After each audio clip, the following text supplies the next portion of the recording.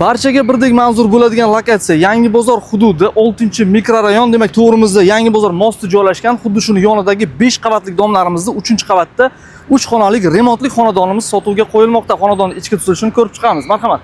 Demak, xonadonni ortiqcha qilinadigan ishi yo'q holatda, remontlar tayyor bo'lib turibdi. Asosiy kirish eshigidan boshlab yuvinish xonalari umumiy holatda kafil qilingan hamda 3 ta xonaga ega. Keling, birinchi xonasini ko'rib o'tamiz.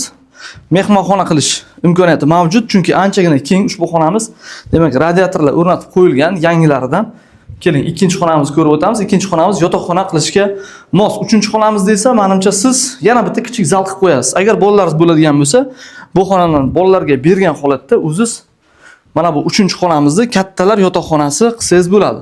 Marhamat, parda gilamlar qilingan, patologga gipsokartondan chiroyli ishlov berilgan. Yorug' xonamiz, hamma svetlar yaxshi o'rnatilgan hamda keling, sizga balkon qismini ko'rsatib o'tmadik. Balkon qismi 2 ga bo'lingan holatda bo'lib turibdi. Marhamat, pardadan o'tadigan bo'lsak, balkonimiz 2 qismga bo'lingan. Bu demak, birinchi qismi hamda eshik orqali ikkinchi qismiga o'tadigan bo'lsak, ortiqcha narsalarni saqlash imkoniyati mavjud bo'lgan bitta yana kichik xonaday bo'lib turibdi. Keling, endi oshxona qismini ko'rib o'tamiz. Oshxonamizda ham hamma, demak, kerakli jihozlar mavjud. Hozir ko'rib o'tamiz.